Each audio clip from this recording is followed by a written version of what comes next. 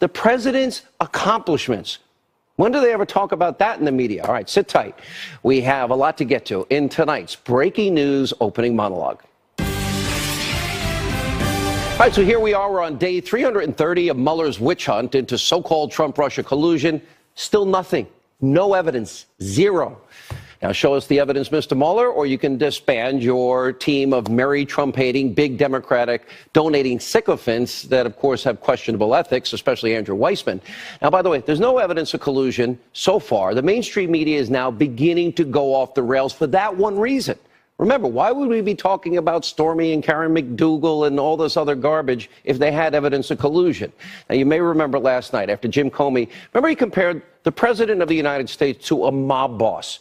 Well, I used this ridiculous, sensational, political, I called it what it was, the Comey standard, to highlight some of the crimes and misdeeds that were committed by the Clintons, the way the investigation is being handled by Mueller, and even Comey himself has issues. Take a look. Mr. Comey, you're really going to compare the sitting president of the United States to a mob boss so you can make money? People that are tied to murder, drugs, money laundering, extortion, prostitution, loan sharking, and all sorts of other racketeering crimes. Now, I guess since Comey, if he's going to use this sweeping analogy, I've decided tonight we're going to use the Comey standard, I call it, and make some comparisons of our own. We're doing what Comey did. And I also issued a tweet last night during the show to try and help some of these idiots in the abusively biased news media actually understand my monologue, which they weren't understanding. So fake news, please, I'm trying to help you. Follow the bouncing ball. I said this is the Comey standard. And I'm sure that you're upset that the former FBI director, literally, he was commenting and comparing a sitting president to the mob. You know, murderers, drug dealers, involved in extortion, loan sharking, prostitution. And by the way, breaking tonight, now we have more details. ABC News is reporting that the actual mobster that Comey was comparing the president to was none other than Sammy the Bull Gravano, an infamous hitman, if you don't know, responsible for 19 murders. That's the FBI director comparing the president of the United States to it, and other felonies, of course. Now, despite my very clear analogy, you have to really try hard not to get it, about Comey's ridiculous comparison, this still caused many in the mainstream media to become completely and totally unglued, even emotional. Now, these people are, frankly, they're so dumb. They really are. It's actually kind of laughable, but they are. Take a look. Who needs TV Guide when they have POTUS? We'll show you exactly what President Trump was promoting through his Twitter page last night. It was one of his stooges doing a show that really helps the president. It's incredible. Staggering. Bob Mueller, whatever you want to say about him, this is not taking a position on his investigation. He is a man who's served this country for his entire life. So to call him the head of a crime family, that's new territory. It's beneath contempt. Sean Hannity is a desperate, desperate man, desperately defending a desperate, desperate president. Phil, if I can, I want to get your reaction to Sean Hannity calling Robert Mueller a crime boss. I spent 4.5 years by Robert Mueller. This is a storied prosecutor, one of the most legendary FBI directors. So you got that dirtbag telling me that one of the most storied FBI directors ever is a crime boss? You put them side by side and you tell me what we got here, John. Facts are facts. Robert Mueller's an American legend. The president is a dirtbag. I mean, I don't know what to tell you. I'm so pissed off. One of President Trump's tweets tonight, he said, big show on Sean Hannity at 9 o'clock on Fox. Well, if you watched Hannity, you would see this, the show hitting James Comey and highlighting what Hannity calls the Mueller crime family. This is a message the president wants. Phil Mudd, I would suggest that you might want to talk to the four families involved in the case with Whitey Bulger that were innocent and put in jail and got over $100 million payout. Or maybe you can ask your good friend, Mr. Mueller, why would he hire somebody like Andrew Weissman? Liberal Joe, you're just dumb. Nothing to really say to you. Now, not to be outdone, the print media also chiming in. This includes the Washington Post. They call me, quote, conspiratorial. I guess they haven't been watching MSNBC and CNN fake news for a year and a half. These so-called journalists, did they even watch last night's monologue? Or are they just too dumb to follow a simple analogy? Either way, as I said on Twitter during the show last night, let's help them follow the bouncing ball so even they can get it. Now, I'll talk slowly so the mainstream media understands. Comey was the director of the FBI. He compared the president to a mob boss. Now we know it's Sammy the Bull Gravano. So I called Comey out on what he did, and I talked about what real mob bosses are like. And we reminded him about Al Capone and Lucky Luciano and John Gotti. And then I used the former director's criminalization of political differences, now known as the Comey standards, to call out the misdeeds and, frankly, the crimes of a few champions of the left wing in this country. Let's start with Hillary Clinton. We know she committed felonies with her email server, and we know she obstructed justice. Robert Mueller, this great reputation, what? He's locked up innocent people in cases he's been involved in. He staffed his Russia investigation with Trump-hating Democratic donors, including his so-called New York Times, as they call him and describe him, legal pit bull, Andrew Weissman. This man's track record is atrocious, as we have explained. And Jim Comey, of course, grossly mishandled the Clinton email investigation. We'll learn more when the IG report finally comes out. And Comey also leaked potentially classified documents that resulted in the appointment of his BFF, Robert Mueller, as the special counsel. Okay, well, that's privileged information, government documents we're talking about. Now, one of the reasons the media's coverage of last night's monologue was so completely unhinged is because President Trump issued a tweet prompting people to watch last night's show. He's done this occasionally, and I'm very thankful, by the way. I had no idea that the president was planning to tweet. I'm glad he did. There was no coordinated effort. I start my monologue at like 8 or 9 in the morning, and we keep building it all day. I have the text timelines to show when I brought up this idea from the time that I read what Comey had said. But it didn't stop the Washington Post accusing me of being a shadow White House press secretary, which is funny, and colluding with the president. Okay, they've lost their minds. This is complete, total fake news BS. And the best part is, if they actually wanted to know the truth,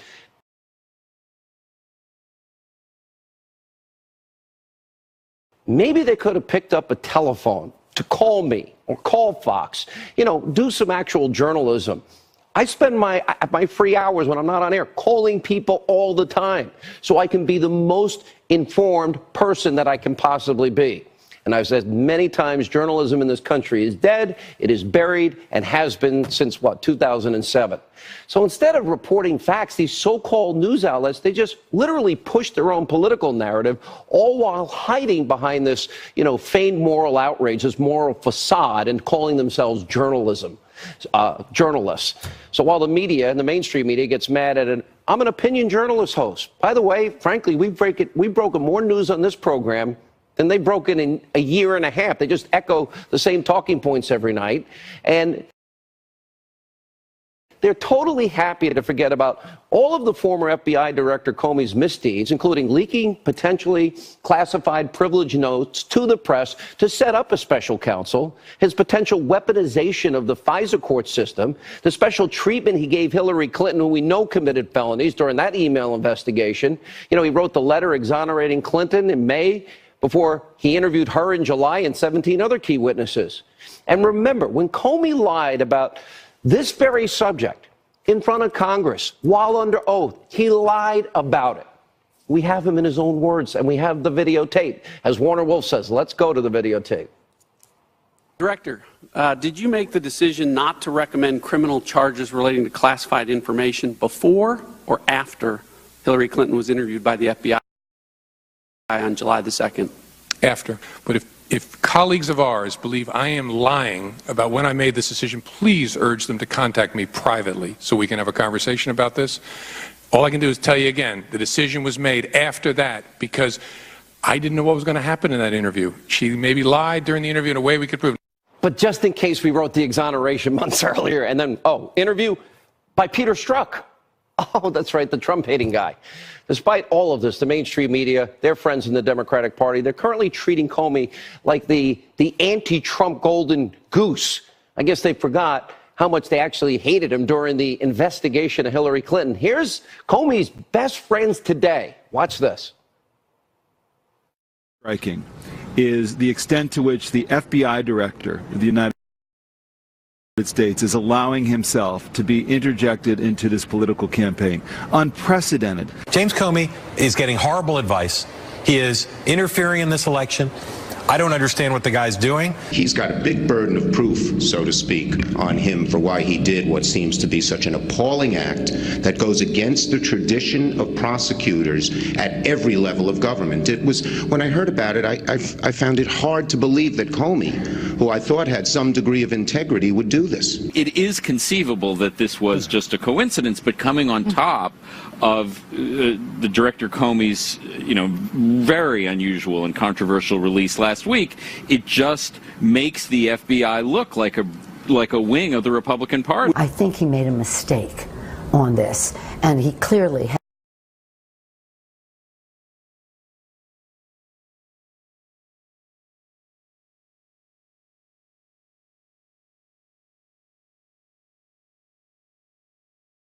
Standard. Whether or not Comey's intervention has affected the presidential race, it's clear that his disclosure and the spate of now competing, one might even say warring FBI leaks that have followed, have raised serious questions about the FBI's integrity and impartiality.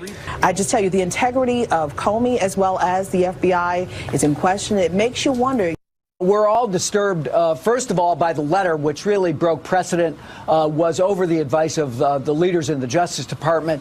I'm not challenging Mr. Comey's motivation, but I do think it was unwarranted. It was a mistake. I am so disappointed in Comey. He has let the country down for partisan purposes, and that's why I called him the new J. Edgar Hoover, because I believe that. Do you believe that Jim Comey should resign, Senator Reid? Of course, yes. They hated him. Now the media is back in love with James Comey, and the montage that you just saw is just another piece of evidence proving facts do not matter to these people on the left, only ideology.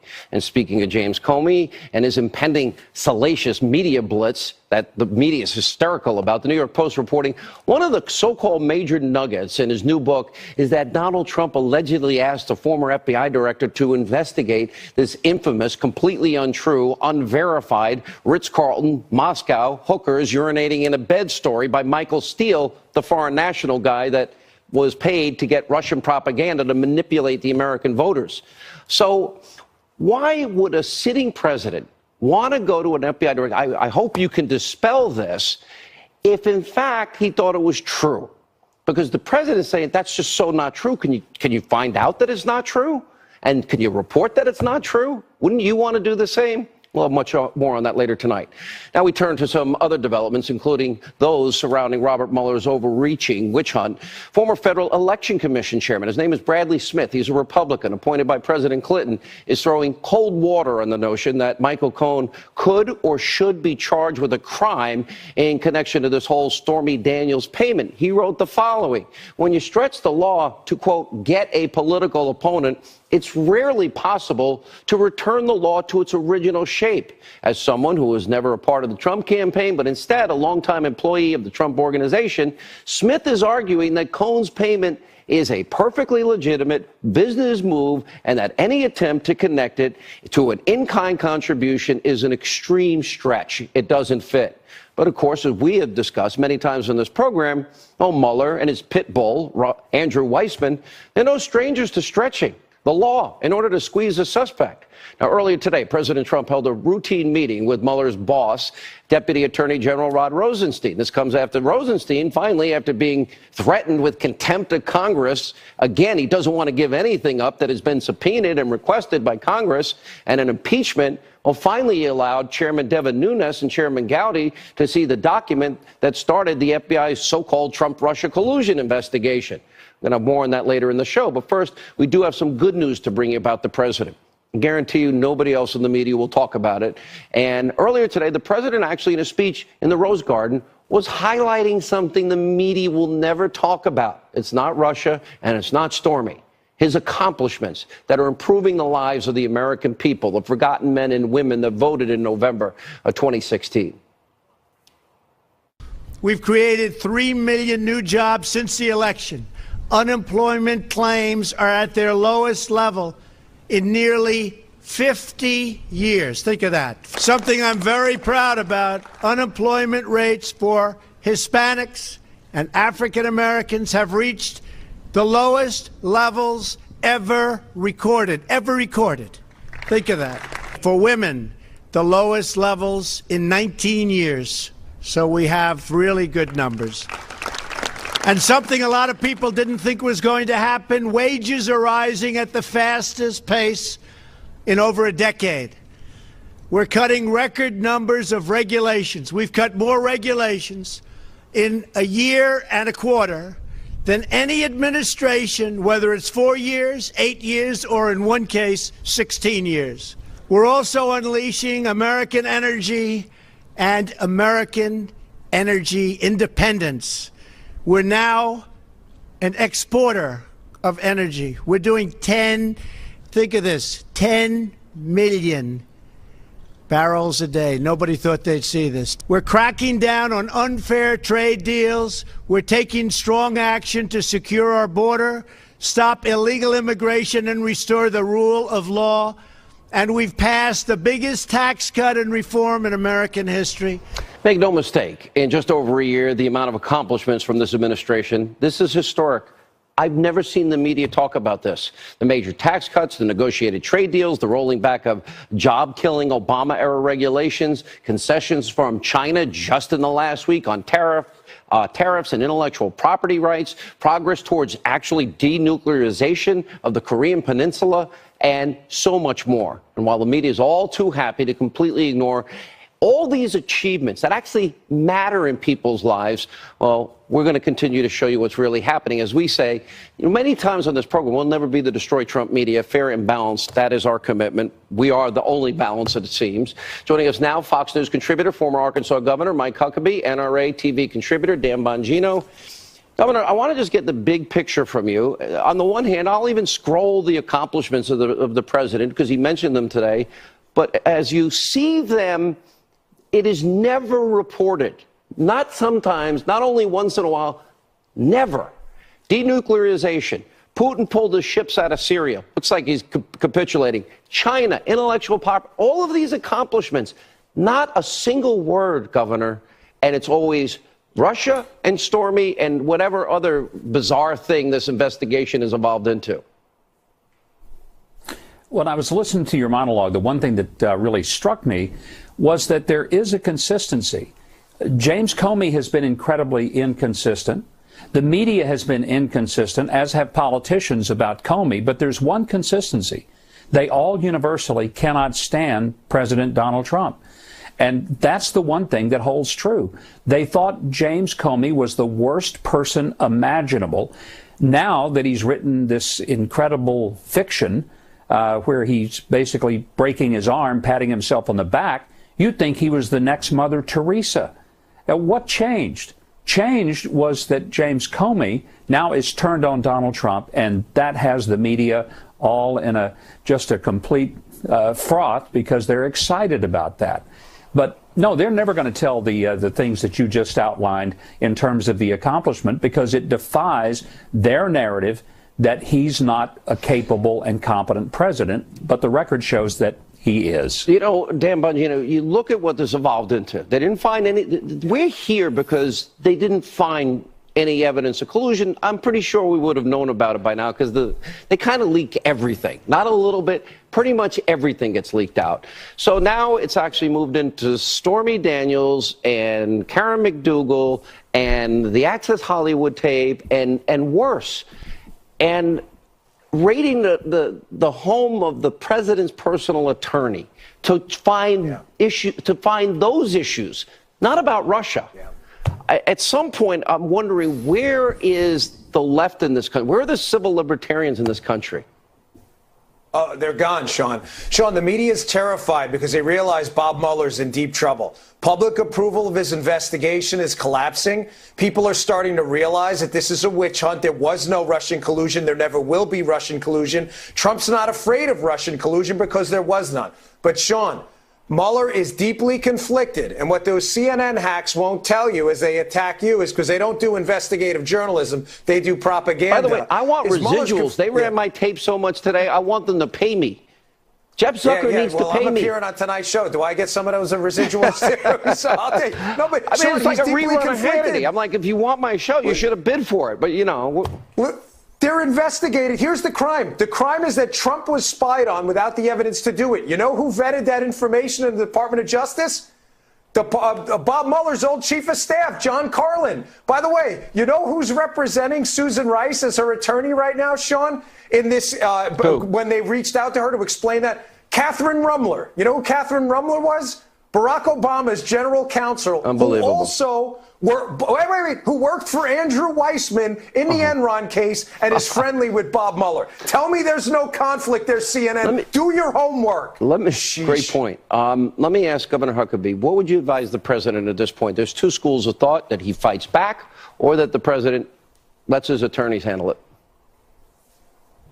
I think let the attorneys handle it. When he's at the podium and when he's at the microphone, he needs to focus on the accomplishments of his administration, and there are many. He's got a great story to tell, and he's the best one to tell it. You agree with that, Dan, real quick? Yeah, he's got a story to tell. You're darn right. Those tax cuts alone and the economy are going to be those bread and butter issues. Going to ride him to re-election. It's unbelievable. The biggest abuse of power scandal in the country's history. And when we come back, fake news CNN embarrassingly giddy over the new report that Trump asked Comey to investigate allegations in the fake news dossier. Dr. Gorka, Jason Chaffetz, next. All right, the media, they're foaming at the mouth, awaiting details to leak from James Comey's upcoming. Audi Naples, delivering the car and the experience.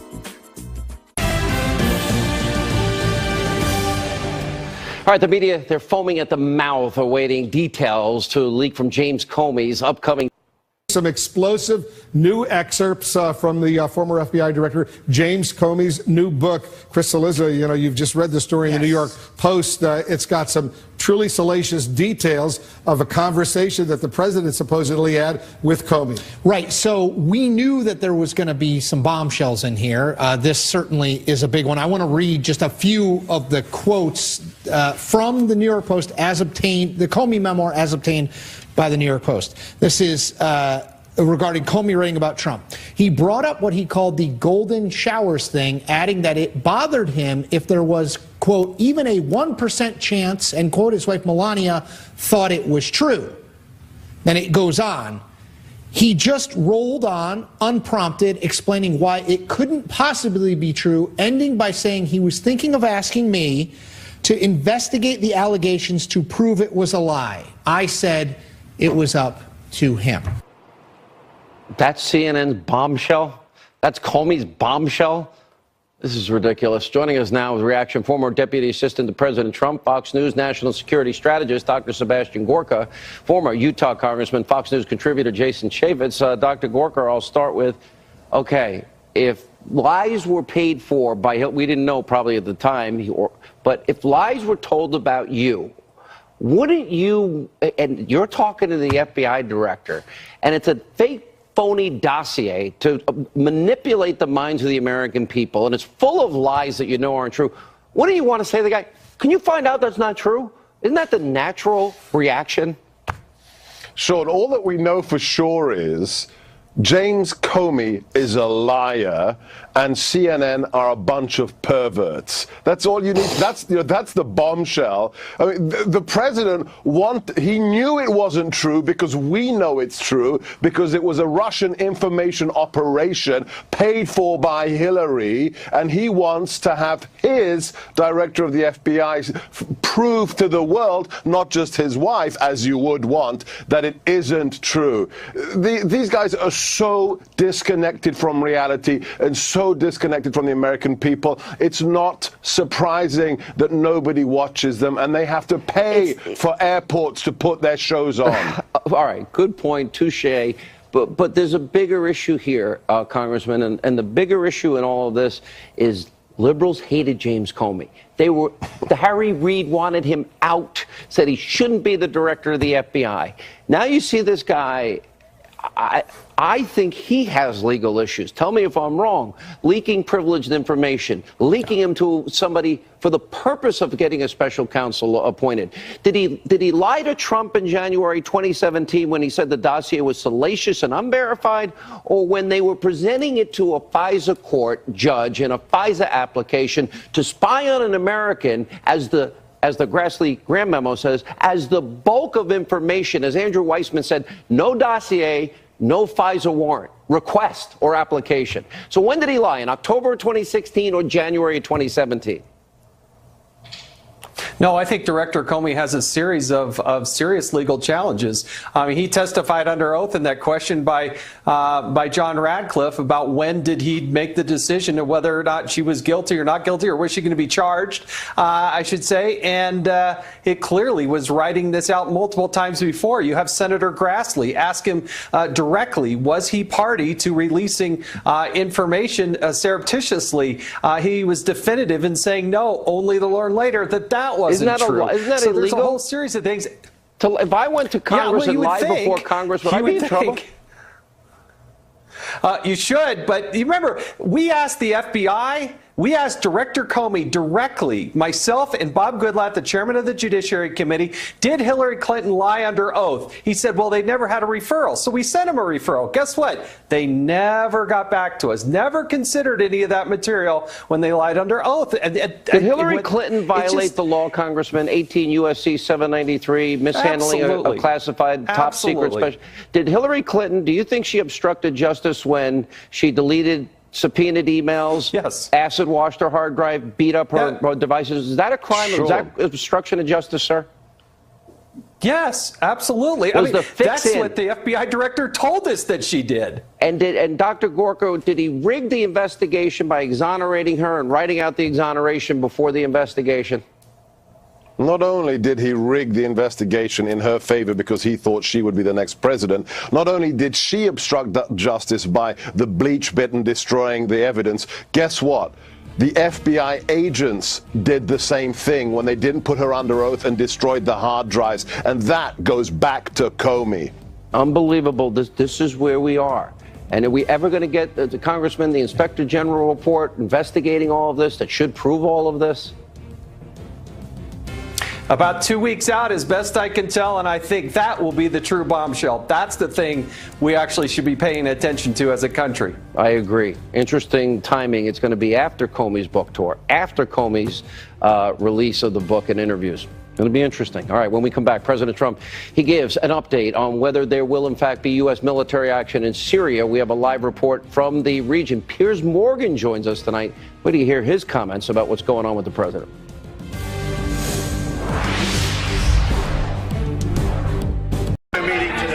Syria. We're having a number of meetings today. We'll see what happens. We're obviously looking at that very closely, and I will be leaving here. I was there, and now I'll be going back as soon as this meeting is over. But we're looking very, very seriously, very closely at that whole situation, and we'll see what happens, folks. We'll see what happens. It's too bad that the world puts us in a position like that, but you know, as I said this morning, we've done a great job with ISIS. We have just absolutely decimated ISIS, but now we have to make some further decisions, so they'll be made fairly soon. That was the president earlier today at the White House giving an update on the potential for U.S. military action in Syria, but the president's remarks weren't the only comments coming out of the administration concerning Syria today. Joining us live from Jerusalem tonight with much more, Fox News correspondent Mike Tobin is there. Mike, what's the latest? Well, Sean, I can tell you the tension is very thick in Syria and, frankly, all around the region as the potential for military strikes looms overhead. The guided missile destroyer USS Donald Cook is already in the Mediterranean Sea, carrying roughly 75 Tomahawk missiles on board and 20 surface-to-air missiles. A French frigate with 16 cruise missiles on board has been deployed. British submarines are moving into position. The carrier USS Harry Truman departed Norfolk yesterday, accompanied by 7 U.S. warships. This, as Defense Secretary James Mattis said today, he believes chemical weapons were used in Syria, and he called that inexcusable. Secretary of State nominee Mike Pompeo today said the president will not need to seek any additional authorization for the use of military force if the decision is made to strike. I believe that he has the authority he needs to do that today. I don't believe we need a new AUMF for the president to engage in the activity that you described.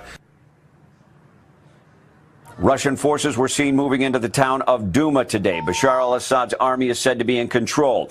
Duma in the eastern Ghouta province had been the holdout for opposition militias during this bloody and drawn-out civil war. Following the incident, widely believed to be a chemical attack, the only remaining militia, Jaish al-Islamiyah, or the Army of Islam, surrendered its weapons. The Russians there are said to be military police, but they are there ahead of the fact-finding team from the Organization for the Prevention of Chemical Weapons. That gives rise to the suspicion that they could manipulate the evidence ahead of the inspectors.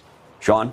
All right, Mike Tobin in Israel tonight. Thank you, sir. And joining us now with more reaction, the host of War Stories, Colonel Oliver North, is with us. Colonel, when you see that Russia pulled out their ships, they're obviously anticipating a strike. Moscow's threats of shooting American missiles out of the sky. Do you believe that's a possibility, and will we be prepared for that? Sean, 32 years ago tonight, we were doing the final target list for the strike on Libya. And so what I did is I went through the targets that are publicly known, and not just ours, that everybody knows, what we would have to do in the sequence in which we would have to do it. And it's on that map that I sent you. The first hit's got to be at the Syrian SA-300 and SA-400 air defense sites. The air base south of Latakia Seaport and Syria's Altheus air base near Palmyra, because you have to take out those air defenses to make multiple strikes possible. Second, you hit the Basel al-Assad civil military airport and the Aleppo airport, because those are their primary air links with the outside world. You take out the fuel farms, the towers, the revetments, the helo and fixed-wing aircraft assets that Assad has been using to deliver those chemical weapons, and that'll stop it. Third, you take out, and if you have to, you mine the Latakia and Banias Mediterranean seaports, take out the piers, material handling equipment, and the road links, because you're punishing him for using these weapons. He can't get replacements in if that's gone. The Russian ships, as you point out, did sortie from their base at Tartus, but the pipelines and tanker trucks lined up outside that base are fair game. Do you have any doubt, Colonel, military command and control nodes in Damascus and Assad's presidential palace? In other words, just like we did with Gaddafi, target Assad. And the Syrians and Russians, by the way, are billeted separately at those military bases around Damascus, so we know which is which. Russians stay home, Syrians go away. Six, for good measure, crater the runway to Al-Sharat military airfield, which was hit last April, just to make sure he can't use it again. We didn't crater it. All we did was take out the stuff on the top. Is Moscow lying, Colonel, trying to blame the rebels? We're going to talk to Mr. Hoffman in just a second here. And he says they don't have the means, meaning the rebels, to deliver those weapons. Here's how you know that the Russians are lying. Their lips are moving. The bottom line of it is they're lied about using chemical weapons against one of their former spies inside Great Britain. They're liars. Hasn't changed. All right. Safe home, Colonel. And by the way, one of those planes behind Colonel North, actually once me, Colonel North, and the great one, Mark Levin, were in that plane in the worst plane ride we've ever had. Ever. It's still around, buddy. All right, safe home. And War Stories, don't forget, Saturday night, 8 p.m., Fox Business Network. You don't want to miss it. Joining us now with more, retired CIA Senior Intelligence Officer, Sonoran Policy Group Vice President Daniel Hoffman. Let me go to the same question here. Obviously, okay, Colonel North, you want to know Russia's lying? They're moving their lips. The bigger question here is there's no confirmation. They're not letting outsiders in to determine what has happened here, and they're trying to say it actually didn't happen, and if it did happen, it's the rebels that did it. You're saying there's no possible way the rebels could have delivered those chemical weapons, killing or targeting men, women, and children, and killing them. Right. That's even just a sideshow. I think what really matters, what I would highlight for the viewers, just to add a couple of points to Colonel North's outstanding military assessment, is this. Our administration is being very deliberate over the past couple of days. They're carefully choosing some of the sites. I'm sure the ones that Colonel North mentioned. We're doing aerial reconnaissance and other intelligence collection so that we can determine with some degree of certainty who's there and what sort of equipment is there. And then we're delivering a strong message. The president did it, his way by Twitter, including that way and other means as well, that we're serious about striking. And so the Russians know we're coming. Look, it's international law. We have a duty to protect. That's something that the Clinton administration didn't do in Rwanda. We have a duty to protect these Syrian civilians who are being targeted so ruthlessly by the Assad regime. And as somebody that your job for all those years that you work with the CIA, you know Russia. I know that Devin Nunes warned President Obama in 2014 that they'd want to impact the 2016 elections and create chaos in the country, just like they did in previous elections. You're saying this is typical MO, although we haven't really heard directly from Putin. We're hearing from, quote, Moscow. You're hearing a little bit from their Army Chief of Staff, Gerasimov, who is promising to target us if we hit them. But, I'll tell you, from my experience, one of the great things about being a CIA officer who served in Moscow a bunch of years is our administrations rely on intelligence collection. Colonel North's right. When the Russians are talking to you publicly, there's a lot of lies coming out of their mouths, and that's why we rely on our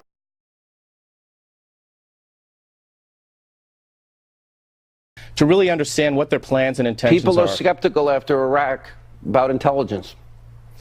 And that's okay to be skeptical and to hold us to a high standard. That's why we have oversight committees. And I'm sure that the National Security Council and the President are asking for the best intelligence we've got. And I know from having served with those professionals that they deliver.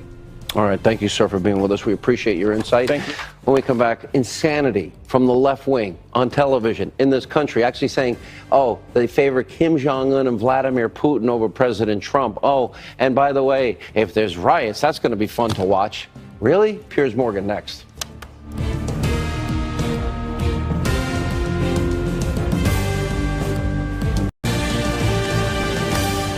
Mainstream media has a hard time hiding their contempt for President Trump. Just listen to what The View's Joyless Behar had to say.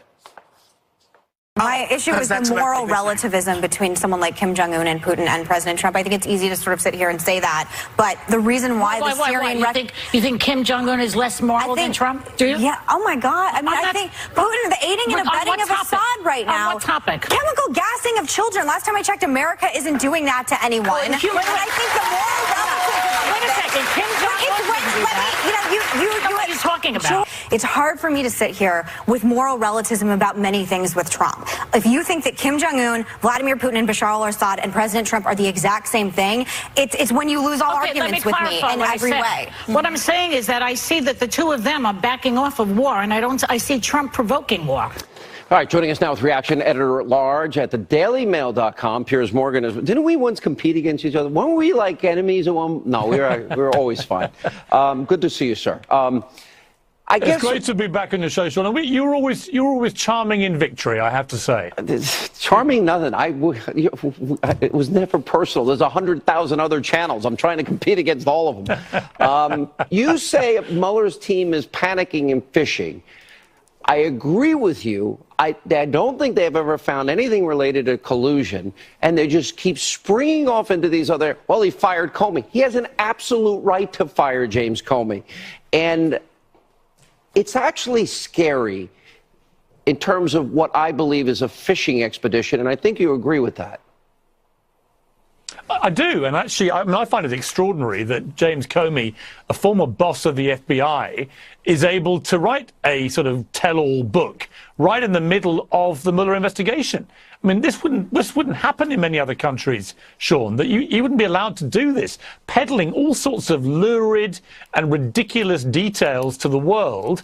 And it makes me think this: Donald Trump fired him because he didn't trust him, right? Well, he was right, wasn't he? When you read the stuff that's pouring out of his book, Donald Trump was absolutely right not to trust James Comey. And in relation to the wider Mueller probe, I just think what's happening here is that they've tried to get the proof on Russian collusion. They want to prove to the world that Donald Trump collaborated with Russians to fix the election. That's why he won. No other reason. Has to be that.